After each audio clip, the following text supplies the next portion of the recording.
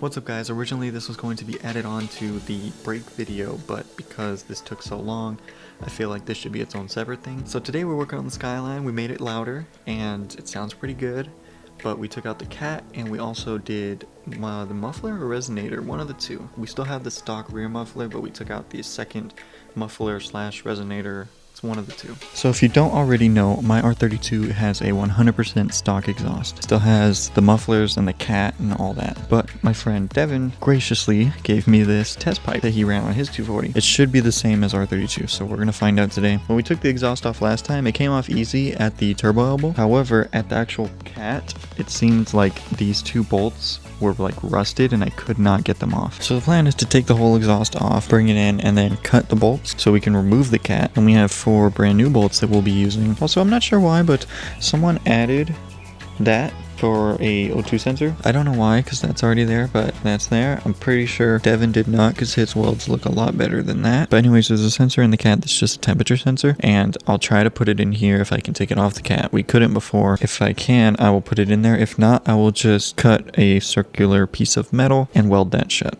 because I'm not going to be using that. First things first, let's get the car in the air.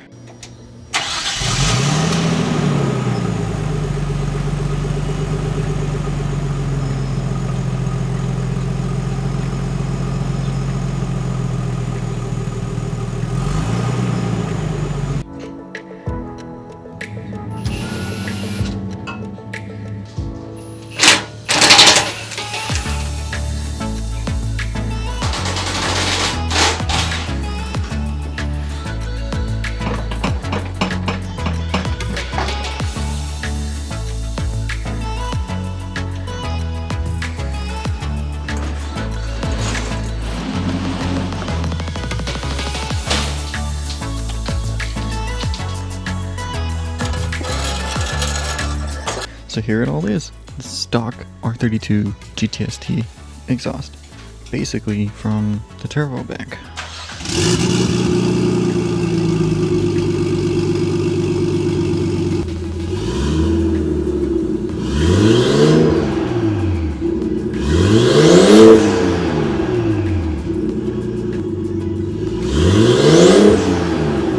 That's what an R32 GTST sounds like with no exhaust. Sounds really good, but I'm in California, so I can't be running that.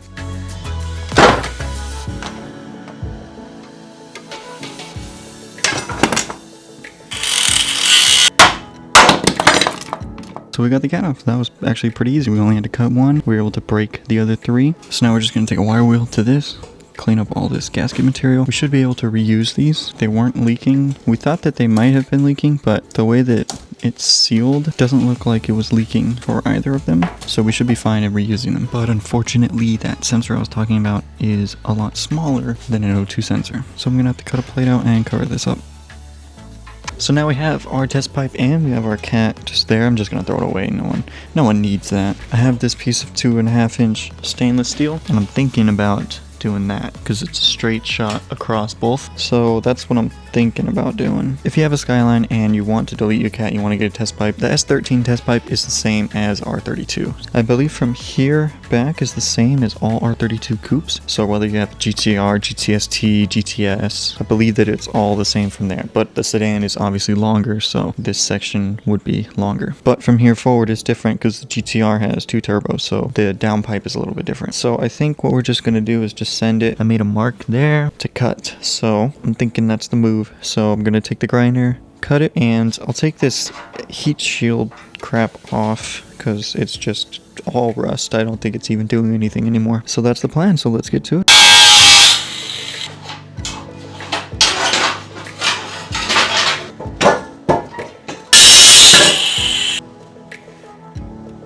Well, that was really easy. That piece is off now. And we have this piece, which is slightly longer, but that's good because the exhaust is held on with these rubber hangers. There is some adjustment with the full length of the exhaust. So we have the pipe just tack welded in because I want to make sure that we have everything correct before we fully weld it. So now what we have to do is throw it in the car, make sure everything lines up, and then if everything does, we can take it out and fully weld it.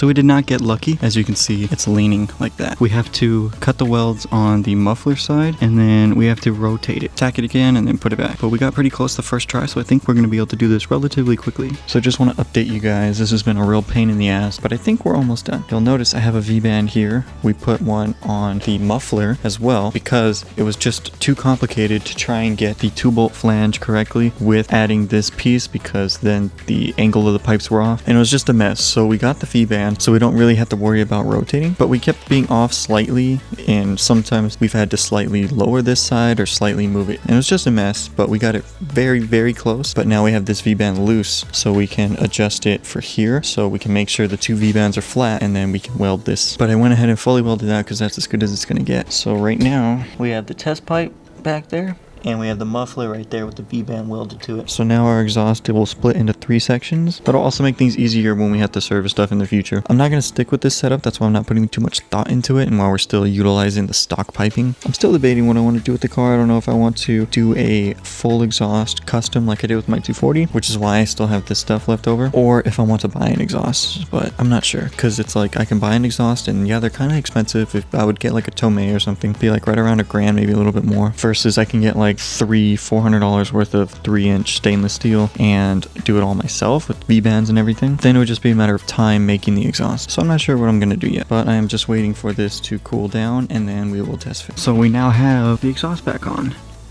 Muffler's right there, cat's over there. So we're finally ready to start this car and see what it sounds like.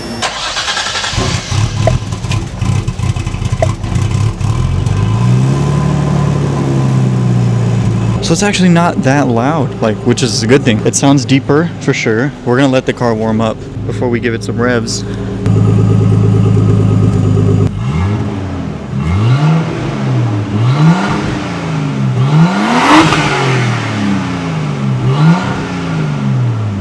So once I get the car off the jack stands, we'll go for a drive, and I'll try to get some sound clips and see how much different the car sounds.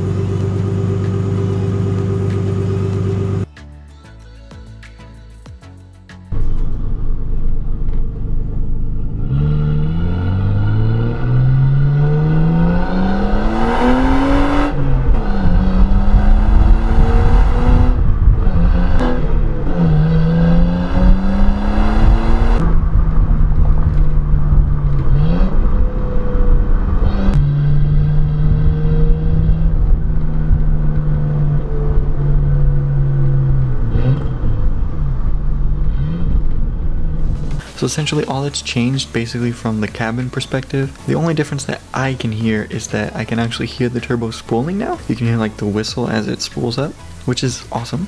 But I don't really hear any motor. Now, I don't know what it sounds like from the outside of the car because I have the clutch fan, and the clutch fan is so loud. I'm keeping the clutch fan because clutch fan is better than the electric fans in most cases. If you can run a clutch fan, it's always better too. But the stock Nissan muffler really robs you of any sound. It's pretty crazy. The idle is slightly deeper though, which is nice. It sounds pretty good. But that is going to be it for this video. Thank you so much for watching. Please leave a like if you did.